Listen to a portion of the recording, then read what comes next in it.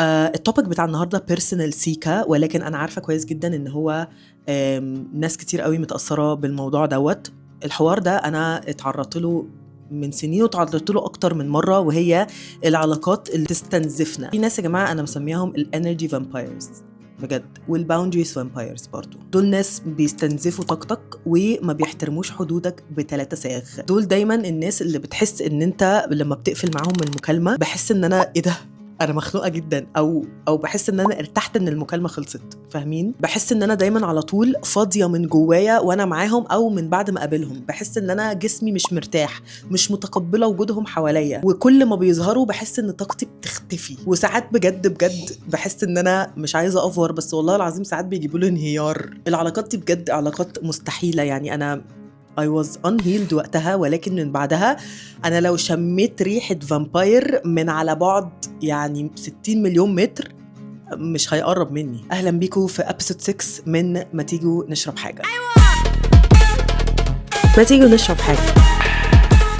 إيه هي العلاقات المستنزفة دي، أو إيه العلاقات اللي بتستنزفك جسديا عاطفيا ماديا؟ ايه هي العلاقات دي؟ العلاقات دي هتلاقوها دايما مع ناس بتاخد منك اكتر ما بتدي، بتحتاج منك طاقه اكتر من قدرتك الطبيعيه، بتحسسك دايما انك قليل او غلطان، وعلى طول بتتعبك نفسيا وعقليا وجسديا. صعبين. والعلاقات دي ما بتبقاش ريليشن شيبس بس او يعني في بارتنرز، لا هي بتبقى كمان في صداقات، وكمان بتبقى في العائلات. that really hurts actually. ومش لازم تكون علاقه توكسيك واضحه ومباشره كده، اوقات كتير جدا يا جماعه، ودي من اسوأ الحاجات، ان هي بتبقى ساعات علاقة بتبقى هادية وبتبقى رايقة، ولكن بتقعد تاكل من روحك بالبطيء، اللي هو انت مش عارف فيه ايه ومش عارف تمسك الموضوع ازاي، ولكن something is wrong. بخبرتي في الموضوع والعلاقات التوكسيك ده اقول على نفسي ايه؟ كنت ماجنت للتوكسيك ريليشن شيبس والتوكسيك بيبل، فانا عندي خبره في الموضوع. في شويه علامات عايزاكم تاخدوا بالكم كويس قوي منهم لما تكونوا حوالين ناس معينه.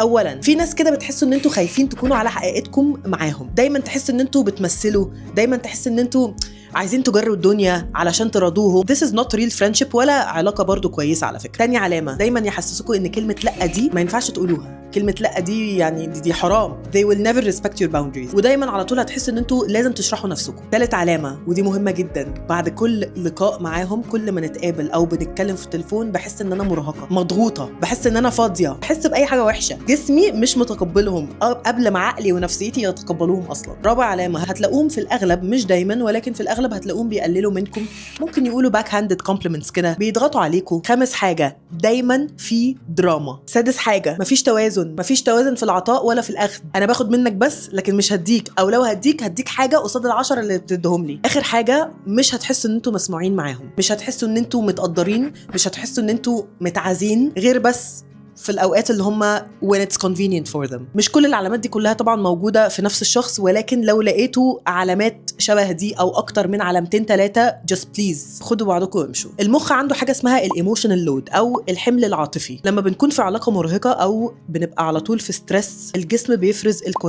الكورتيزول دوت بيبقى هرمون التوتر، والموضوع بيستمر وبيزيد أكتر، وتوتر وقلق مزمن. الموضوع ده بيأثر باي ذا واي على المناعة. أنا أعرف والله العظيم ناس كتير قوي بتاعية ومناعتهم في الارض بسبب الكرونيك ستريس بتاعهم، وجزء كبير من الكرونيك ستريس بتاعهم بيبقى الناس الزفت اللي موجوده في حياتهم.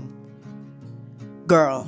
طيب هل احنا بنفضل في العلاقات دي؟ المفروض ما نفضلش في العلاقات دي، ولكن في ناس كتير بتفضل في العلاقات دي حتى لو فضلت سنة سنتين. يعني في ناس بتكمل، ربنا يعينها، ولكن واتمنى تفوق. انا هحاول اديكوا اي نبذه والحق، وهفهمكم ليه في ناس كتير بتفضل موجوده في العلاقه دي. من اكتر الاسباب والكلمه الكومن اللي بسمعها دايما لما يتسال اللي هو طب انت ليه قاعده لحد دلوقتي هنا؟ عشان انا خايفه اكون لوحدي. الخوف من الوحده وان انا ما اتعلمش ازاي اتعامل مع الوحده او ان انا ابقى لوحدي بيخلينا ندب ايدينا في الزباله نطلع بني ادمين. وخلينا نتكلم عن الوحده في فيديو تاني علشان الموضوع ده عميق جدا، ولكن بريفلي كده عايزه اقول لكم ان العالم تقريبا احنا عدينا 8 مليون. ما اظنش ان الحيوان ده لما يخرج بره حياتك هتحس ان انت وحيده. I don't think so. Not on my watch. في صحاب، في صحبه حلوه، في صحبه صالحه، في صحاب، في رجاله تانية او في ستات تانية، علشان برضو التوكسيك ساعات بتبقى جايه من الستات. وفي فرق ما بين ان انا ابقى لوحدي فيزيكالي، وده بتحصل عادي مفيش مشكله، وان انا احس بالوحده. احساسي بالوحده لو هو ده اللي هيخليني ادب ايدي في الزباله، اطلع بني ادمين ادخل معاهم في علاقات وفي صداقات، ده اول الطريق اللي انا المفروض اشتغل عليه.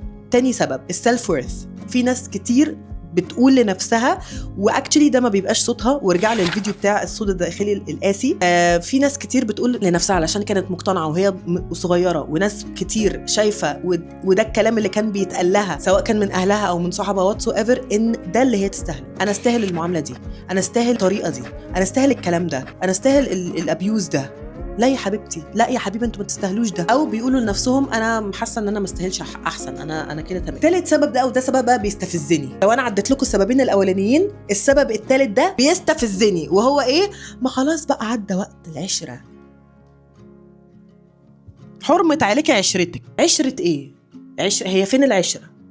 والله العظيم فين العشره؟ فين العشره؟ ده كان ابن مش عايزه اشتم عشان يوتيوب. فين العشره يا حبيبتي؟ فين العشره يا حبيبي؟ الفكره ان انا في وقت العلاقه دي، لما مثلا يعني بيحصل فيه زي ديسكونكشن او فركشه، لو هم في علاقه، لو صداقه، لو حد منهم سافر او اتخانقوا واتسو ايفر، انا متاكده ان طرف منهم بيحس براحه حتى لو مؤقته. ولكن الفكره ان السايكولوجيكال نيد بتاعه، ان هو تعود على البارت ده من حياته، هو ده اللي محتاجين يتظبط. ولكن لا، ديفينتلي انتوا بتحسوا براحه. يعني الواحد ما بيحبش اكيد يقعد في ابيوز 24 ساعه يعني. فده اولا. ثانيا، اصل في ذكريات بينا، ماشي، انجوي، اهلا وسهلا. هو الذكريات على فكره مش ده التيكت اللي المفروض تخلي الشخص موجود في حياتي 24 ساعه بيابيوز مي. هي ذكريات كدابه مبدئيا، بس ماشي، خلينا ما نتكلمش في الموضوع ده دلوقتي عشان في ناس بتزعل. اصل هم وقفوا جنبي في يوم ما، اصل هم من 10 سنين وقفوا جنبي في موقف وداسوا عليكي بقيه ال10 سنين. السبب الرابع برضو بيستفزني. بصوا، عصبيتي دي مش عليكم، عصبيتي دي على نفسي، علشان انا كنت في علاقه توكسيك وكنت في صداقه توكس. انا كنت بلم الناس التوكسيك، كنت عامله بارتي عندي في البيت اوف توكسيسيتي، كانت الثيم بتاعتها مقلب زباله. I need to calm down. يا ساقع. anyways، واسباب كتير اخرى ليها علاقه بقى بنماذج الطفوله والايشوز اللي عندنا في العيله، واحتياج التقدير، احتياج شخص يكون موجود وخلاص. اهو ضل راجل ولا ضل حيطه. والله العظيم حيطه تتهد على دماغي ولا اكون مع راجل زي ده. هنهرب امتى بقى؟ اقول لك هنهرب امتى. المفروض بعد كل اللي انا قلته ده تهربي، ولكن هديكي اسباب اكتر تخليكي تهربي. سلامك الداخلي، حبك لنفسك اهم من ده كله، ماشي؟ احترامك لنفسك يخليكي تهربي. نموك والديفلوبمنت بتاعنا لما بيقف نهرب. صحتنا النفسيه طبعا دي في الشلاحات، ولكن اتمنى تهربوا. العلاقات اللي بتاخد اكتر ما بتدي استنزاف مش حب. anyways، طيب فلنفترض ان احنا هربنا، 1000 مليون مبروك. كنت هزغر بس مش عارفه. anyways، اعمل ايه بقى؟ يعني ما انا قلت لك انا خايفه لوحدي وانا هربت. هنهبب ايه بقى؟ انا هربت، هنعمل ايه؟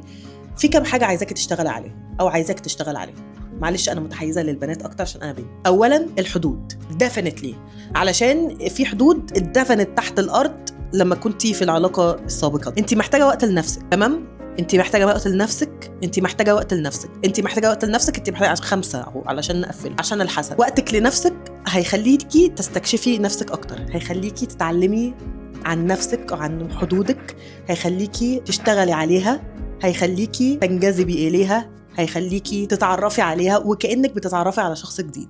انت بهدلتي نفسك وصرفتي ورحتي وجيتي علشان شخص. خليني ما ادوس على الجرح اكتر من كده. فبصراحه انا شايفه ان ده اولى. اوكي، وقتك لنفسك المفروض ما يحسسكيش بالوحده. وافتكروا دايما الباوندريز او الحدود مش قسوه ومش حيطه انا ببنيها. احترامي لنفسي واحترامي للاخر، عشان اللي قدامي برضو عنده حدود وبيحطها، انا لا ليه. تاني حاجه، احنا هنغير السيركل بتاعتنا من الاخر. احنا هنمسك الناس كده نشقلبها. طبعا انلس لو الصحاب اللي في حياتنا اوريدي كانوا كويسين وبيحاولوا ينقذونا من العلاقه الزفت دي، ولكن لازم السيركل يكون فيها شويه ريديفينيشن. انا عايزه الناس اللي عايزاني، انا عايزه احب الناس اللي بتحبني، انا عايزه احب الناس اللي بتديني وهديها، الناس اللي حواليا يحترموني، يكبروني، يدعموني. اسمعي لجسمك، علشان ده المفروض العلامه الاكبر اللي تقولك ابوس ايدك امشي. لو انت جسمك مش مرتاح، بتحس انك دايما بتدخلي في اتاكس حوالين ناس معينه، just don't go. مش مرتاحه، ما تعمليش حاجه غصب عنك. والله العظيم الدنيا مش مستاهله. واخر حاجه بقى عايزه اقولها، علشان ايه واحنا بنبعد كده في بيبقى كده مشاكل بتقابلنا من ناحيتهم. الكلام اللي بيتقال لما نقرر ان احنا نمشي هو ده الكلام اللي بيقعدنا، هو ده المانيبيوليشن اللي بيحصل. علشان ما هو اصل انت لو مشيتي انت مفيش حد هيحبك غيري، خلي بالك. فتحسي بقى ان انت فعلا مش محبوبه في المجتمع ولا في المدرسه ولا في البيت، فتقولي صح، انا لو مشيت ما حدش هيحبني غيره. هو اصلا مش بيحبك، انت تستعبطي. انت لما تبعدي خيانه، خاينه عشان بعدتي عن شخص بيابيوز يو. تخيلي حاجه من الحاجات المهمه قوي، اثبتوا على موقفكم وانتوا بتمشوا من العلاقه الزفت دي، عشان بجد الكلام اللي بيتقال وقت الرحيل مش بيرحل. خلينا واضحين وصراحه، هم عارفين هم بيقولوا ايه، وعارفين هيقعدوكوا ازاي، وعارفين هيستغلوكوا ازاي، وعارفين هيحسسوكوا ازاي ان انتوا البني ادمين الوحشين. اقول لكم على حاجه، انا زفته، انا وحشه، انا اوحش واحده في روايات كلهم مش احدهم. امشي. حاسه ان انا تقلت عليكم الفيديو ده ودوست على جروح كتير، بس انا محموقه. لو انا بتكلم كده في فيديو اعرف ان انا محموقه لكم وبحبكم عشان مصلحتكم كده، ومحموقه لنفسي طبعا. anyway thank you very much، واشوفكم في الحلقه 7 تقريبا. ما تيجوا نشرب حاجه.